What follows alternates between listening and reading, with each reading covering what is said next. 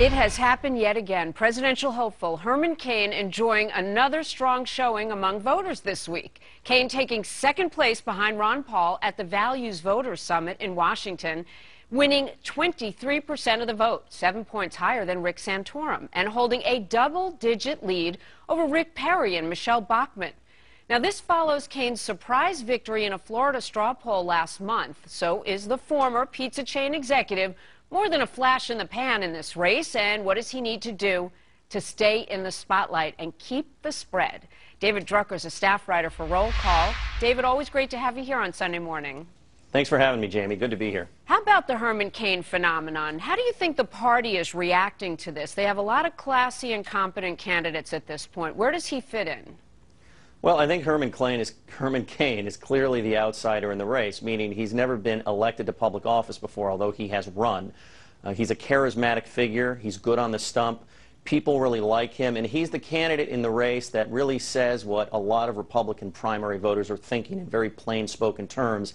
And in times like these, when things aren't good and people are hungry for leadership, that can go over really well.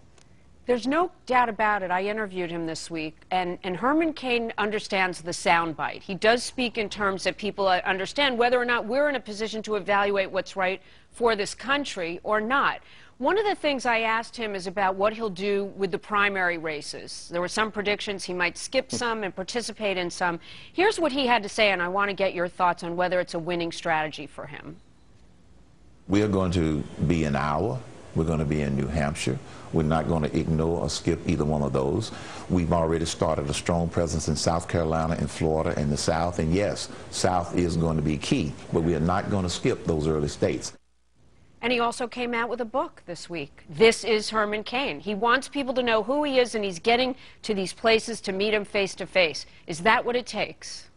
Well, name ID is certainly important, so I think it's smart for Herman Cain to try and do anything he can to allow people to get to know him, because that's part of the battle. And I think that he is going to have to focus on the early states, because it's your performance in Iowa, New Hampshire, South Carolina, and these days Florida and sometimes Nevada that can determine whether you are then viable beyond that, and if you can win the nomination, because how you do in the early states generates momentum, fundraising, and it starts to pull voters away from other candidates. This is not a race where you can do poorly in those states but somehow win California and Texas and all of their Republican delegates to come back from behind. You have to do well early. So I'm going to be looking to see if Herman Cain really puts together some strong ground operations in Iowa, New Hampshire, in South Carolina.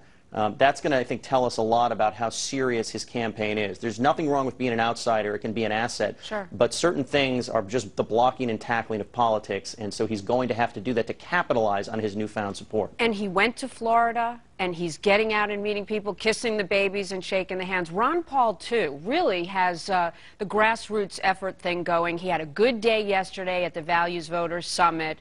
And then you have, of course, the better known names, Mitt Romney and Rick Perry.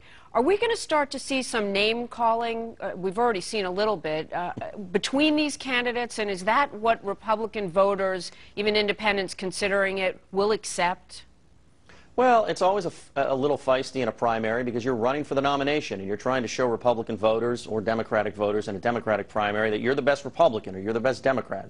But I think a real smart strategy for anybody who has an eye toward the general election is to focus most of their criticism at President Barack Obama and explain why they'd be the better choice there. It makes you look presidential. It can set you apart from the pack. And I think one of Rick Perry's problems, his biggest missteps, was that he got caught up in skirmishes with other Republican candidates instead of focusing on what makes him better than the president. And I think that's one of the things Mitt Romney's done really well. I think it would be smart for Herman Cain, Ron Paul, and everybody else to do the same. All right, David Drucker, great to see you, David. Take care. Good to see you. Thank you. Thanks.